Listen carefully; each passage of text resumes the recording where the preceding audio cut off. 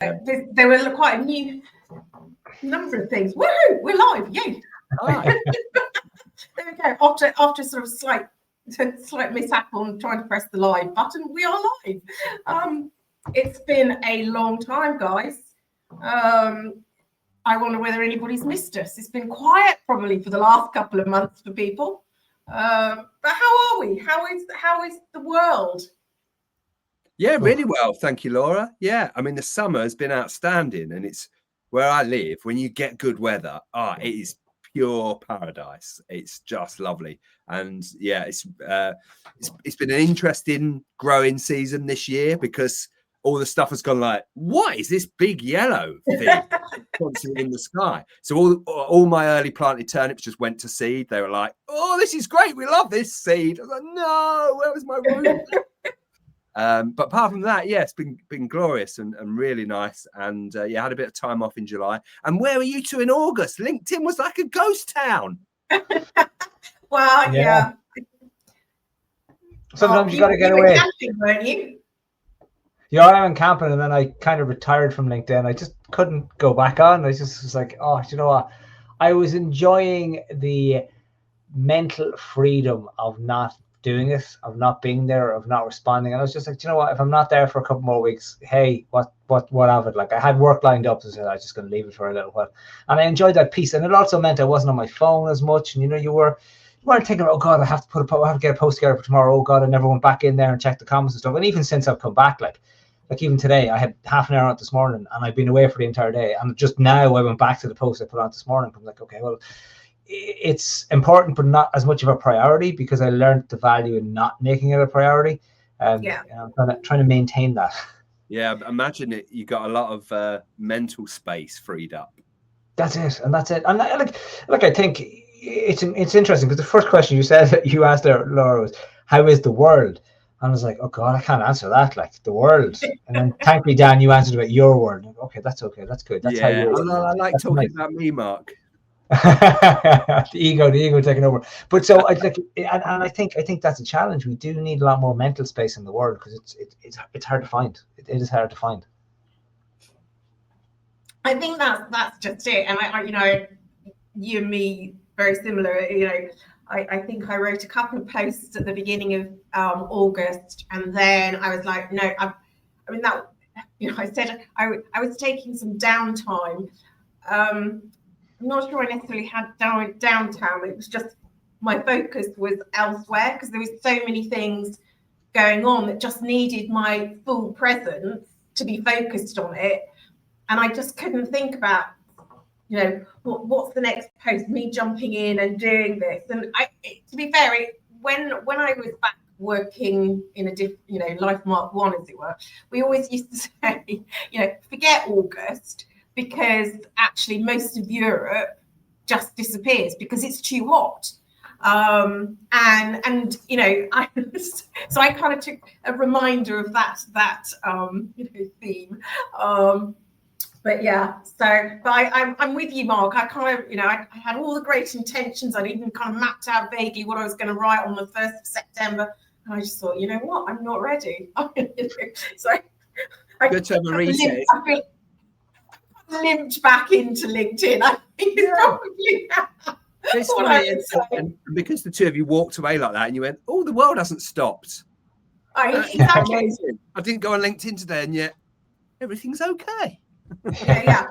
I think that's the thing though, Dan, is that actually the irony for me is that I've stepped back in. I think I posted twice last week. And my newsletter on Friday, and my impressions within those 3 posts are back where they were back at the beginning of August. And so you kind of like go, why was I putting myself so much pressure to be there? It seems like the algorithm's changed actually, and it doesn't reward you being on the platform a lot. That's not, it used to, if you were on there a lot and engaging a lot and lots of people engage with you, it used to reward you for that. It doesn't seem to do that anymore. So actually you could probably post just 2 or 3 times a week and still get the same sort of eyes on your content.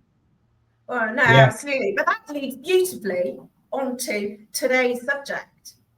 How to be quiet bravery and how to lead with quiet bravery and to be ourselves in a world that wants to ultimately make us into something else because it's so noisy, telling us what we should and shouldn't be, etc., etc. And actually, what we've just been talking about is, actually finding our own rhythm that works for us. That is not being drawn into the noise, because it's so easy to be drawn into the noise of, the algorithm and what everybody else is doing, and that we need to show up every day because otherwise we're failing, or something might happen, the world might implode. And actually, we've just proved that actually if we find our own rhythm, actually, which for me personally, is much quieter than posting daily.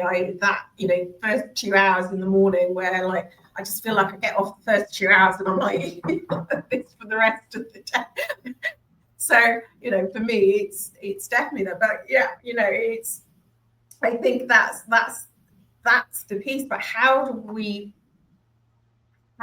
keep stepping forward into that space? And the thing is that so often we equate, being brave and bold by being effectively in your face and being present the whole time.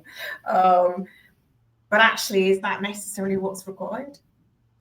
Well, it's interesting, isn't it, Laura? Because when you look at the title, and I know this is what Mark always does when we get together, right? So far, I'm going to get in front of him and do this before he can. So quiet and no brave. Competition at all.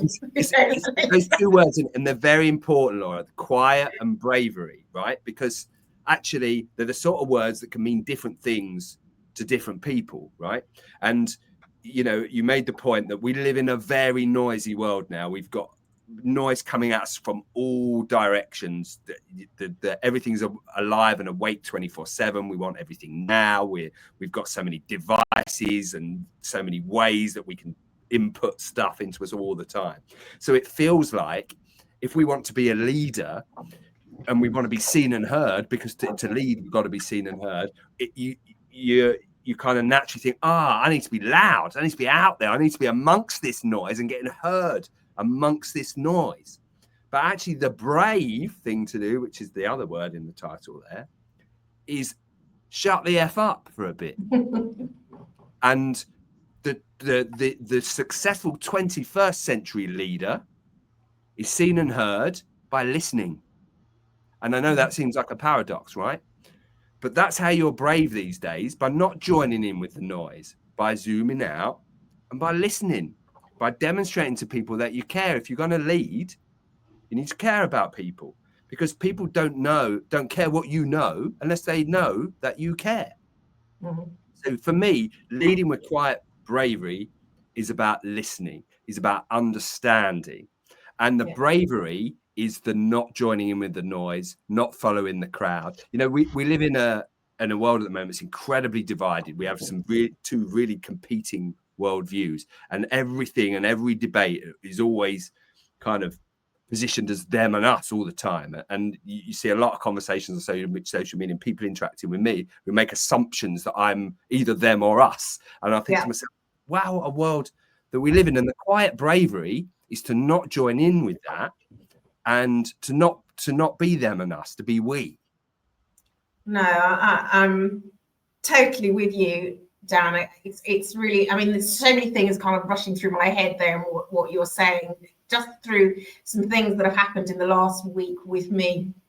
And there was one particular situation where never met this person, but we've exchanged messages via WhatsApp, and the response was, people like you need to get out of their sleepy hollow and start fighting for what's right. People are living in fear. And I'm just going, I hear you, but that's not the line I take. It's because actually I believe, for me personally, we have greater impact when, and I'm going to use this phrase, we build better ears to listen to people and truly understand what is going on and hear the different perspectives.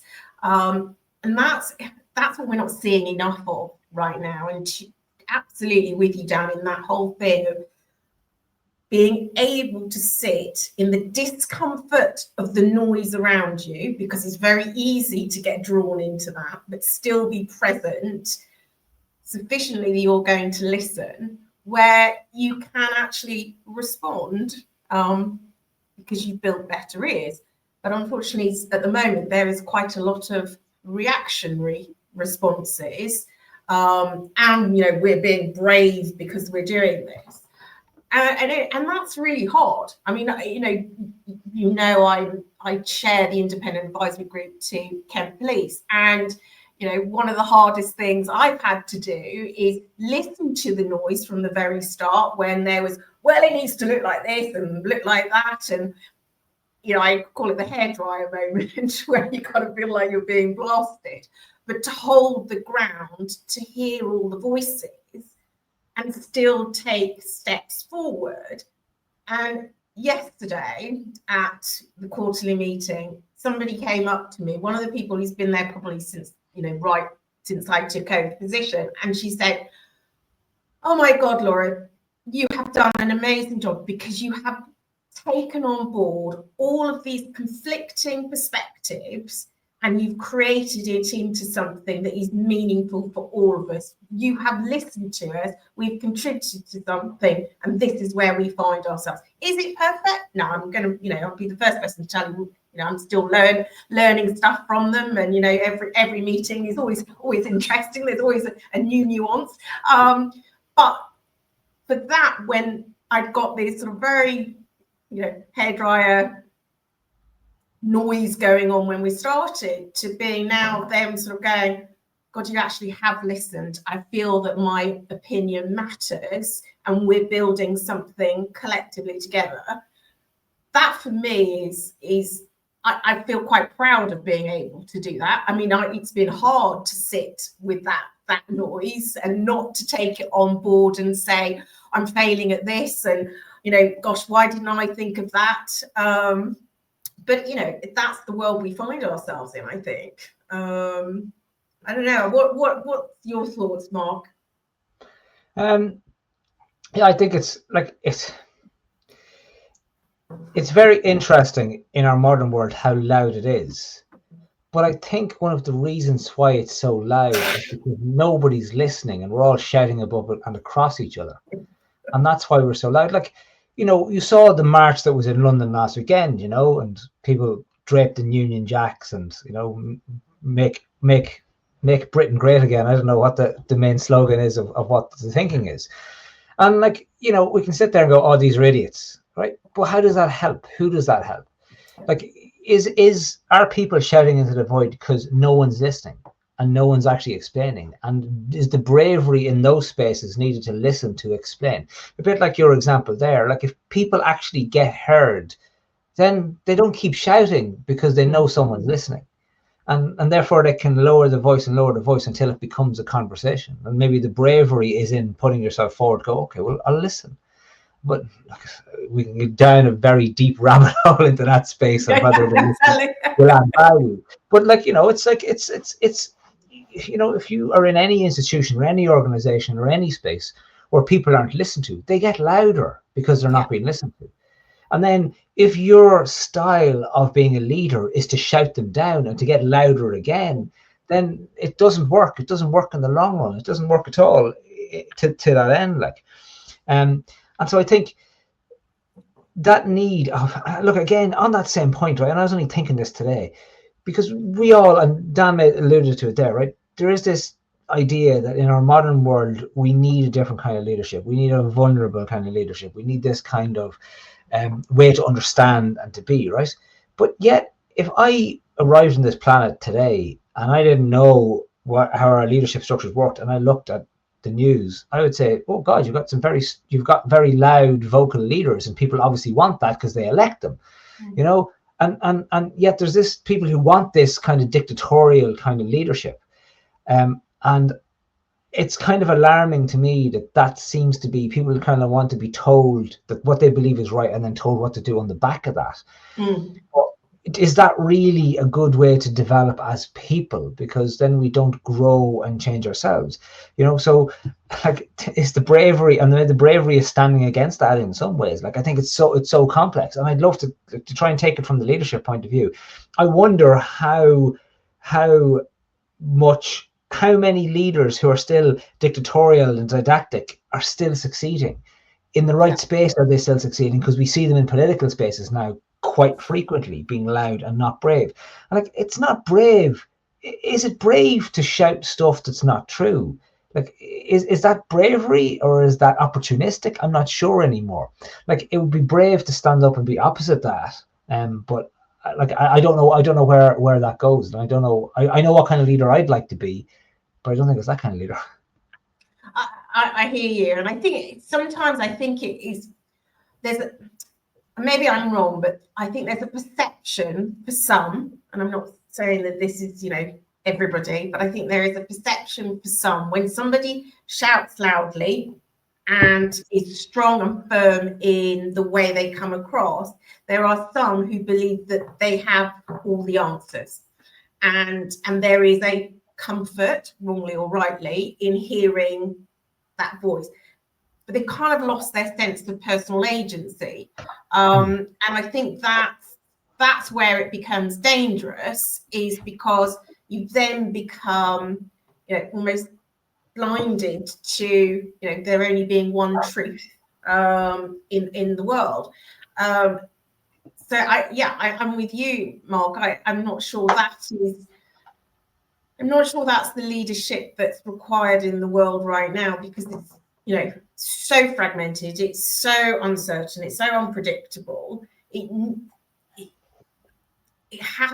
almost has to be listened through in order to get out the other side, and that does require a different kind of leadership. And I wouldn't personally use the word vulnerable. I just would say it's actually being, you know, building these better ears and really listening to what is really going on for people, and giving it time and space. And yet the thing is people aren't prepared to give time and space to others for that voice to come forward.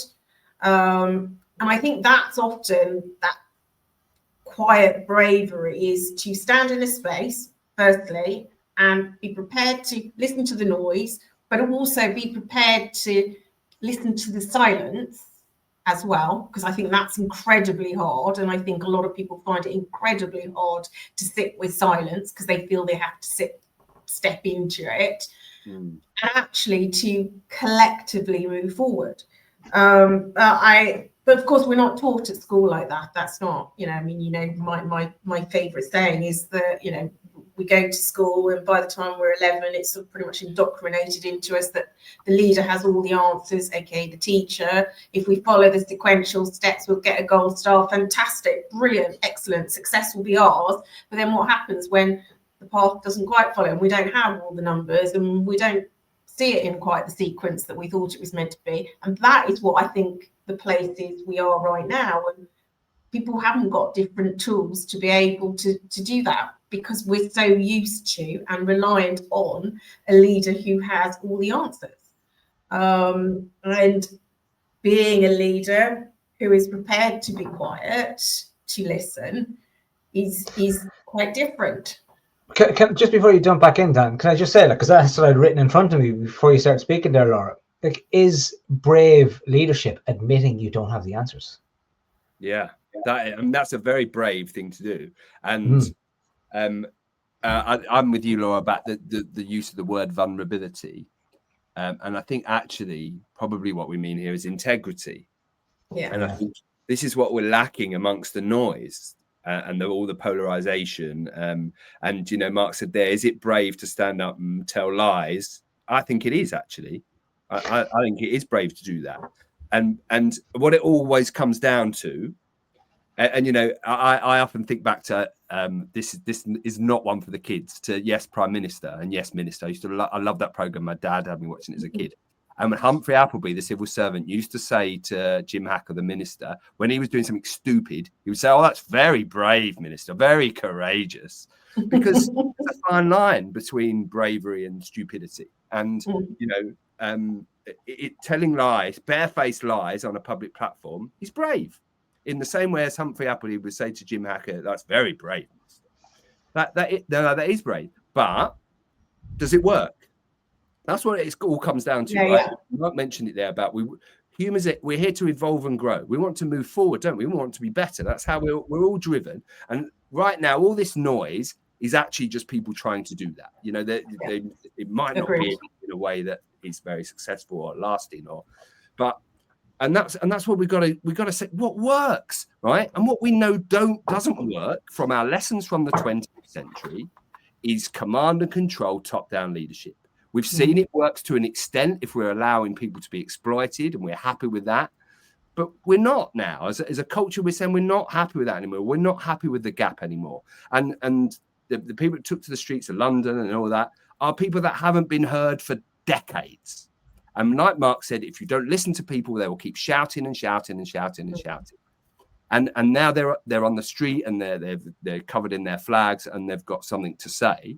And they're shouting and shouting because nobody has listened to them. Nobody's taken them seriously. They've been labelled as this, that, or the other, and we brush things under the carpet, or we've tried to put in policy to placate them. And you can't do that with people. You can't take whole groups of people and just marginalise them and don't listen to them. And when you can see how fragmented and divided the world is right now, it's clear that style of leadership, barefaced lying loudly, does not work. Yes, in the short term, it will win you some friends who are on your side. It will win you some votes. It will get you some power. But it doesn't work. It doesn't push humanity forward. It doesn't make the world a better place. It's not inclusive. It's not collaborative. It's not all the things we know in the 21st century work for human beings. And that's what it comes down to. And sadly, it doesn't in the modern world right now. It comes down to greed and people having to shout because nobody's listening. Yeah, I think it's really, I hear what you're saying, Dan. I think the challenge is so many of these organisations, because over time they chased problems to fix them. They've become very fragmented. So it's so complex to work in those organisations that actually they've lost sight of the very people they're there to serve, which is immensely difficult. But I'm not going to go down the political route, suffice to say, because we could definitely go down a very, very, very deep rabbit hole. But I think for me, the point is around voices being heard, and how can you still stand strong and be honest. I even said yesterday in this meeting, look, I make no excuses for the fact that the way we're doing this has never been done before. We are literally laying the track as the train is right behind us. So I make no, but it's this meeting is only as good as the input that you give me along the way. And it's not me to do everything. But when I took on the role 18 months ago, the first meeting we had, 15 people in the room. We go around the room. Not one person knew why they were there. Couldn't even speak for their community. And I'm thinking, holy CRAP, why am I here? What in God's name have I taken on? How on earth are we going to be able to, find this as meaningful? And then all it was a lot of noise, because they'd heard loads of stuff from the media, which, was so distant from the reality of what the district was about. But it was something for them to lash out on, to be able to, be frustrated with over where they were at. But from that to now, we have probably about 140 names, of which we had nearly 30 people in the room yesterday who are all actively part of the conversation. For me, that has come about by me just being honest. And in the moment, the tech went went wrong, of course, because I went to press the volume and instead we got daytime TV. You know, a little interlude, so we didn't quite get to our discussion section. Women. Well, you know, hilariously, no one else could help me either to be able to get it back off daytime TV. So I didn't feel quite so bad there. But, you know, but I think, you know, I know, and the reason I make the point is that I know that I can stand in that space and kind of laugh with them, because I think, and this is part of the quiet bravery for me, because I think I feel strong enough in myself to not get drawn into the noise and the embarrassment and all the rest of it. But I think if I go back about myself maybe 10, 12 years ago, had that happened, I might not have responded in quite, I might have gone, oh my God, this is terrible, oh, I failed, and all the rest of it. And I think a lot, you know, I mean, maybe not quite so dramatically, but inwardly, I think that's probably what a lot of people do is, and that impacts their ability to step into a space with quiet bravery, you know, and lead in that way. Because you've got to trust yourself quite significantly to step into that space and to stand and be yourself when that's all that noise is going on. That's powerfully put. And I love that you brought it back around to trust yourself, because I think that's, you know, and rightly, like I use that authenticity, integrity is such a better word, because if you trust yourself and you're coming from an honest space, an integral space, well, then you're coming from the right space. You're not coming from an ego space or, you know, an outcome focused space. You know, you're coming from the right space.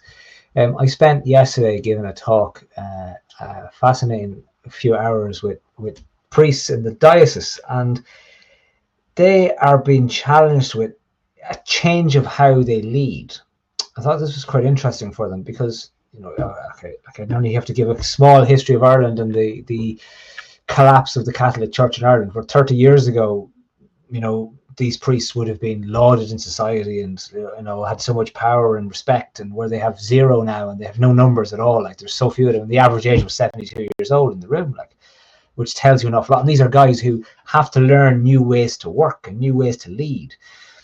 And it's a real challenge for them. And it has to be a quiet leadership, because they can't be loud anymore because of how society has changed around them and changed its perspective to them. And they know they can't be loud. They come out and say, well, people shouldn't live this way. They get shouted down. So they have to come at things from a very different approach. And they have to come at things from a very quiet way and lead, which is an interesting concept. I was trying to walk them through this idea of it and thinking it as I was preparing for this, right? We're used to that idea of leading from the front, and that idea of I'm in charge, this is what has to happen. But now it's also leading from the back.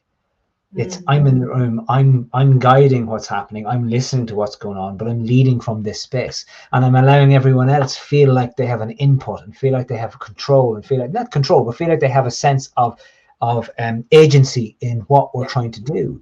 And I think that's really difficult if you're used to being in charge, which is where the guys were used to, especially as the older guys, used to being in charge. And now you have to switch and change that way of thinking.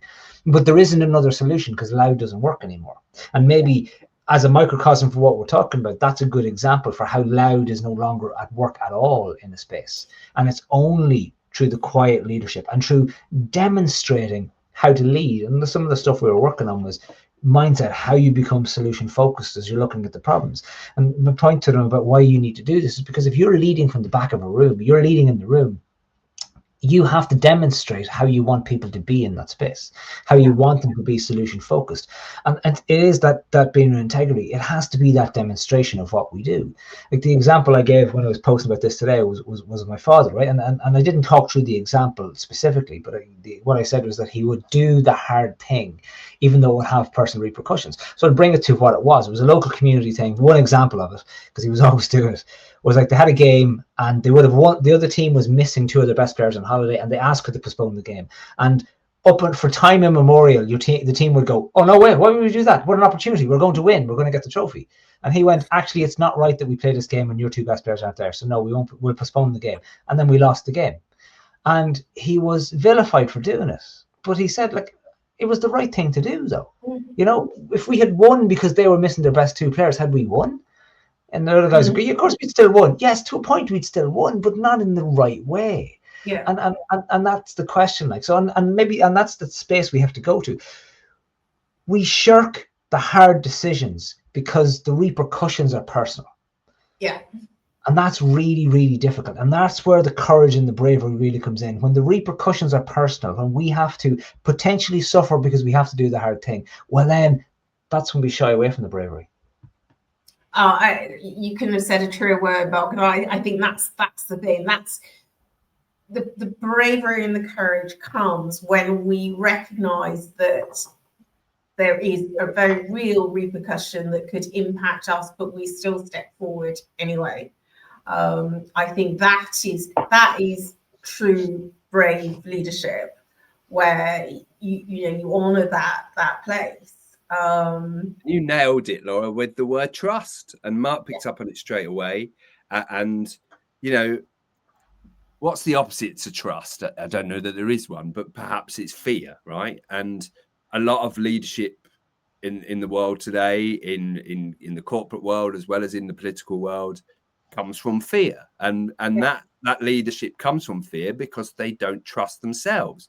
Now, Mark's dad was able to make that courageous decision, which was absolutely the right thing to do. And anybody who's dispassionate and not involved in the them versus us of that fixture can see that's the right thing to do, right? Of course, it's the right thing to do. We want the game to be fair, and we want the winner to win on a fair playing field. But had Mark's dad not trusted himself and his inner guidance, because it was his inner guidance that told him that's the right thing to do. It wasn't anybody had educated him in that way. It was his conscience that told him that. But the trouble is, we get taught from a very early age not to trust our conscience, right? Some of my earliest memories come from being so confused about going, I know in my heart that was the right thing to do, and I'm now being told off for it, or blamed, or pilloried, or ridiculed for doing that. And so we get taught, right, the safe thing to do is to not trust this inner guidance and to play it small. Or what I learned was to shout louder, to have bravado, to have this false confidence, because I didn't trust myself. And I didn't want anybody to see that I couldn't trust myself. I didn't want anybody to see how vulnerable I felt inside, because I was taught that was weakness. So I got on the front foot and became very loud and this bravado and this persona. And to an extent, in some places, it helped me lead.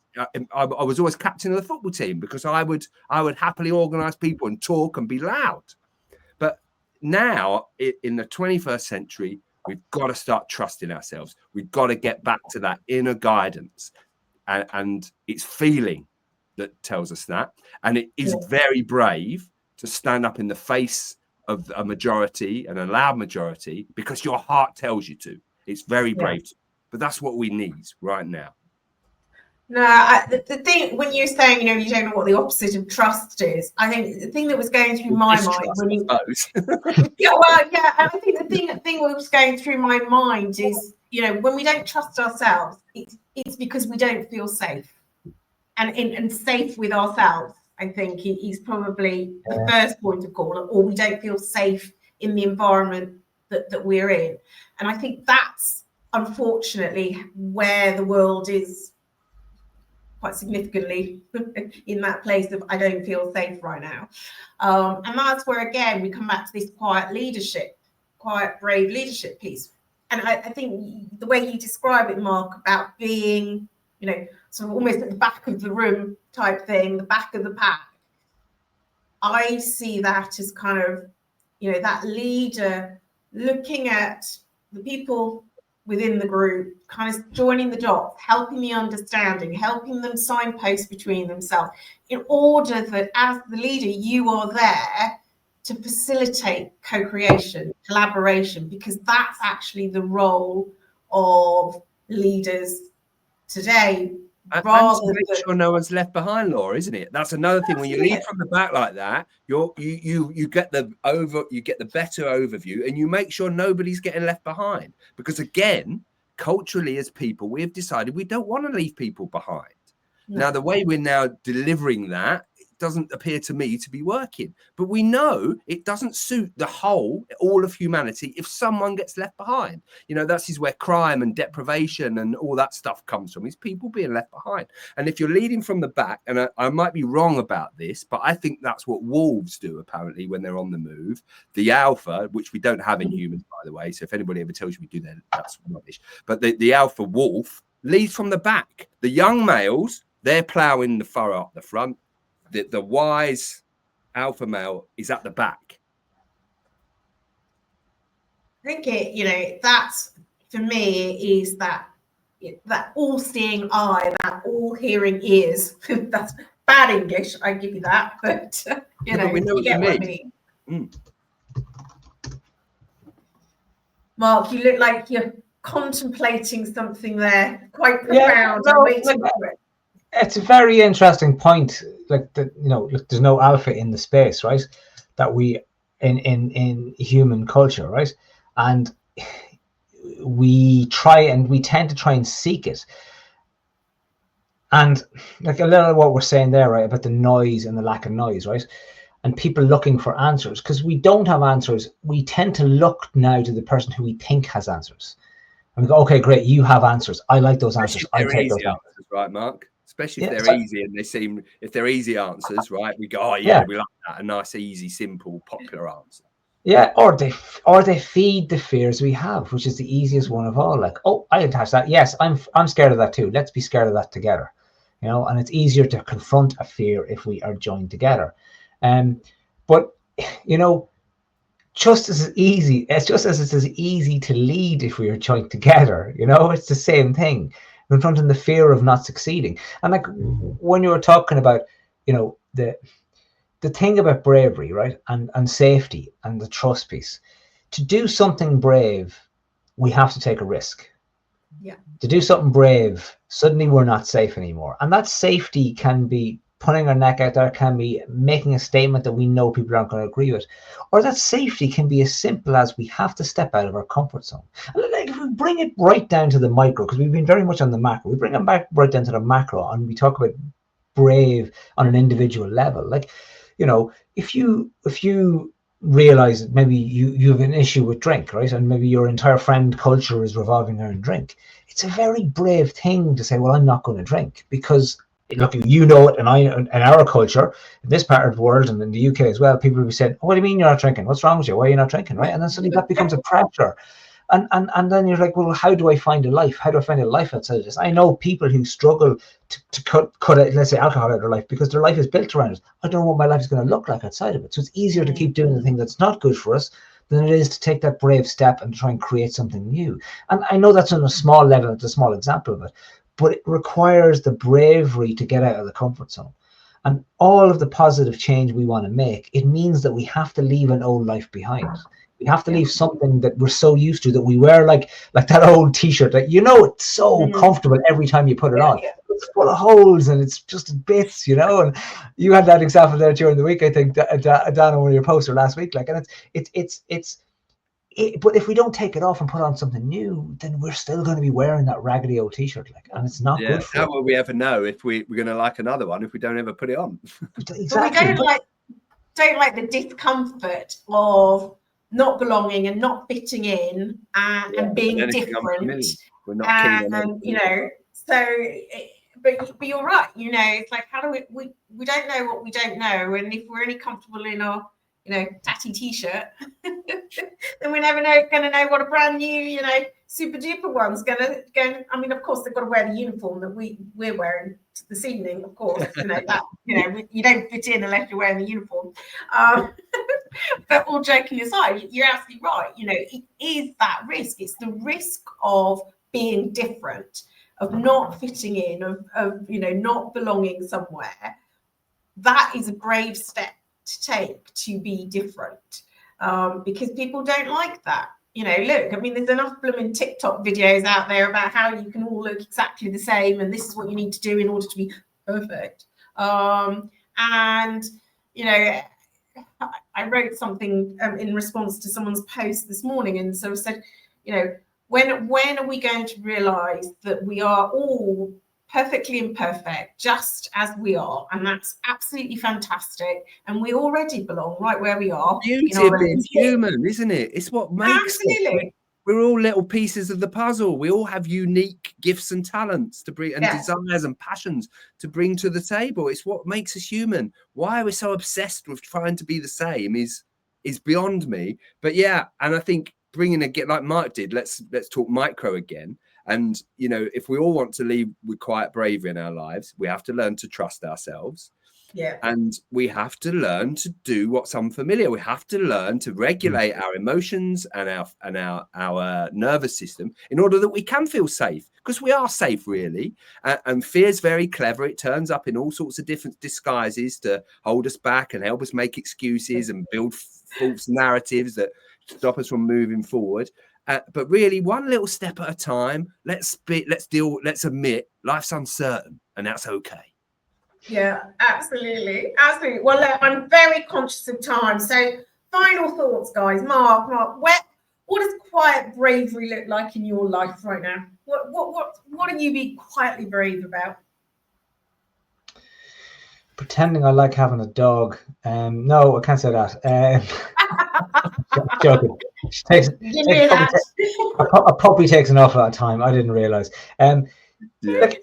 It's a good question, right? Where are you being quietly brave? And I think for me, if I look at the last few months of my life, right, and I look at my daughters, and they're both teenagers now, and it's requiring me to be new and to be different. And it's requiring me to not be the dad of little kids and trying to have jokes and trying to do this, and kind of going, okay, I'm a dad of young adults, young girls who are becoming, especially the elder ones, becoming young women. And it's hard for me on this micro level to not be jokey and not be, you know, trying to take the piss a bit and have the crack, as opposed to going, okay, you're an adult too. Okay, where are you? How are you? What's going on for you? You know, and I realize how much I'm having to learn in that space. And I think what drives me in that is a fear. But the fear is a fear that I'm using to drive me rather than to hold me back. It's the fear of not connecting, so that I don't have a connection in a few years' time. And I'm looking at that and going, well, there's the reason why I have to be brave in the situation. I think maybe that's a thing for people. If you're wondering, where does bravery show up for you? And if you don't know where it's showing up for you, where is a fear that is something that you don't want to become a regret? And there's where you need to be brave. Yeah, I love that, Mark. And so I think I'm going to conclude tonight that bravery is working with fear and not against it. Mm-hmm. Yeah, I'm with you, Dan. You know, I think it's that whole thing for me is, you know, shouting, it doesn't change things. You know, we don't have to shout to be brave, to step into that space. I think we just have to be steady enough to be standing in our own truth and to trust ourselves that we are, as I say, perfect just the way we are, and we are capable. And that does mean we have to confront some of those fears. But surely the risk of not doing that is so much worse. As ever, amazing, guys. Thank you for those for joining us, and we will see you soon. Thanks all.